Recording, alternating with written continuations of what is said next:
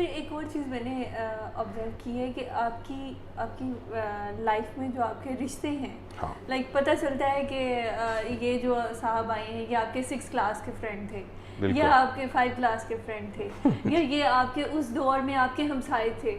आप बताते हैं कि ये मेरी बहन पैदा हुई थी तो इस वक्त ये मेरे हमसाए थे। हाँ तो इस तरह के लोग जब मिलते हैं तो वो मुझे बहुत उससे इंस्पिरेशन मिलती है कि इतने पुराने रिश्ते भी जो है वो संभाले शुक्र जा है अल्लाह सकते का, हैं। शुक्र है तो अल्लाह सर वो आप हमें क्या कहेंगे कि हम अपने अंदर ऐसा क्या पैदा करें, क्या क्वालिटीज़ हमारे अंदर होनी चाहिए जिससे हमारे रिश्ते इतने लॉन्ग लास्टिंग हो जाए, इतने अरसे तक हमारे रिश्ते इतने खूबसूरत रह जाए जैसे आपके देखिए, रिश्तों को बचाने के लिए आपको हमेशा कुर्बानी देनी पड़ती है।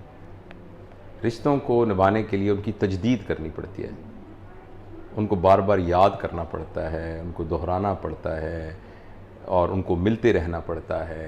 मेरे एक दोस्त हैं, वो हैं प्रोफेसर बख्शी, हिंदुस्तान में हैं। तो मेरे दोस्त बन गए, वो अपना बहुत बड़े सर्जन हैं, इंडियन एसोसिएशन ऑफ सर्जरी के वो प्रेसिडेंट रहे। तो वो हमारे दोस्त बन गए। फिर मैं गया वहाँ इंडिया में, जब वो थी सार्क की कॉन्फ्रेंस, तो मैं I was one of the key note speaker, तो मेरे और भी दोस्त बन गए।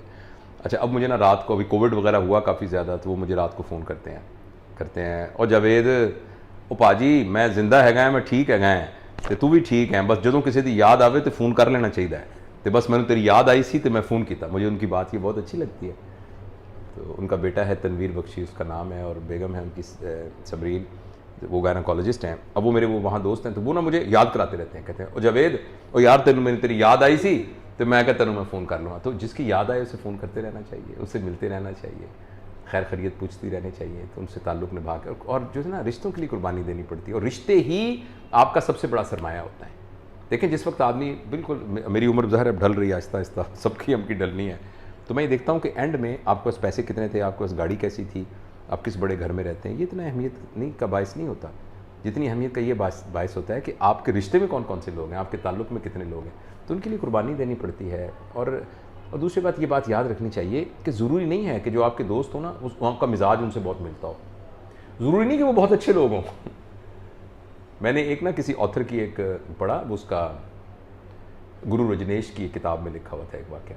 उसने कहा, जिक्र किया इस बात को, अंग्रेज़ी में लिखा हुआ था, मैं उर्दू में कोशिश करता हूँ ट्रांसलेट में, कि वो मेरे दोस्त थे, वो वहाँ रहते थे, उनकी दाढ़ी हमेशा उलझी रहती थी, उनके कपड़े मैले रहते थे, वो पान खाते थे, पान की वजह से उनकी ये यहाँ से ना बाल जो हैं वो हमेशा रंगीन रहते, उनके मुंह से बदबू आती थी, और वो ना गंदे रहते थे बहुत ज़्यादा, बाज़ का गुफ्तगू भी अच्छी नहीं करते थे। आगे उन्होंने लिखा है, I could never like him but I loved him. मेरी बात समझे ना, I could never like him but I always loved him.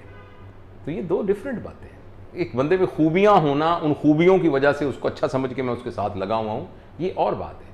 एक आदमी मेरा है, वो मेरा है, वो जैसा भी है वो मेरा है, वो एज अ पैकेज मेरा है।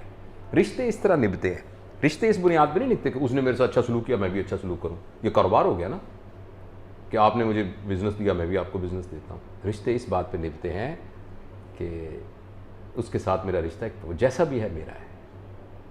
अगर उसके अंदर गलती भी है तो कोई बात नहीं, मैं उस पर बहुत नाराज़ होता हूँ, तुम गलती है तुम्हारे अंदर, मैं उसके तो आर्गू भी करता हूँ, मगर आर्गू करते हुए भी मैं अपने मोहब्बत के उस दामन को उससे नहीं छोड़ता।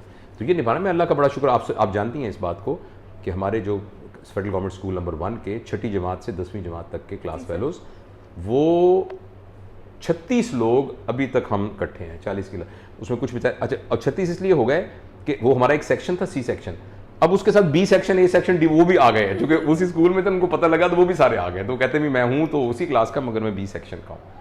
तो हम मिलते हैं जब इस्लामाबाद, मैंने अपने चैनल के ऊपर भी उसकी बहुत सी देखी थी सर। और वहाँ हमने ये कहा कि एक दूसरे को, वहाँ वो एक ब्रिगेडियर साहब हैं और एक पता नहीं क्या साहब हैं, तो हम कहते हैं लेकिन बुलाना निक नेम से है, माजे डबल डेंजरस।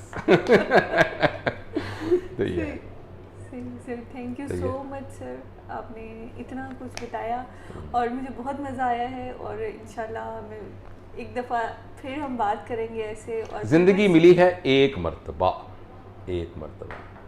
और ये जो एक सांस है ना, ये मुकम्मल ज़िंदगी है।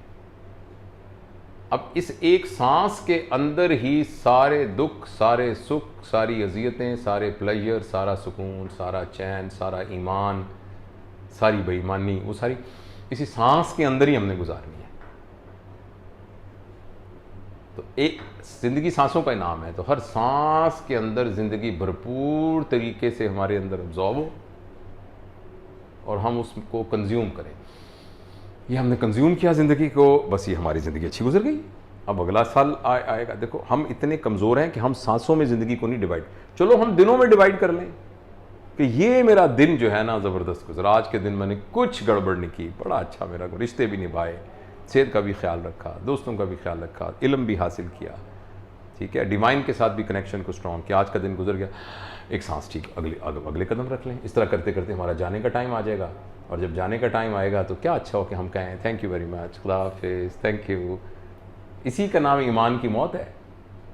अवेयरनेस की मौत का नाम ईमान की मौत है। आप जानते हुए जाने, ज़ाहिर जब आप जब पता है कि आप जा रहे हैं तो कैसे आपका कनेक्शन जो है वो डिवाइन के साथ नहीं होगा स्ट्रॉन्ग, और तो आप इस तरह करके जाएं, खुदा हाफिज़, thank you, very good, okay, see you. तो इस तरह करके दुनिया से जाएं। बस इसी का नाम ईमान की ज़िंदगी है, और इसी का नाम जो है एक अच्छी ज़िंदगी है।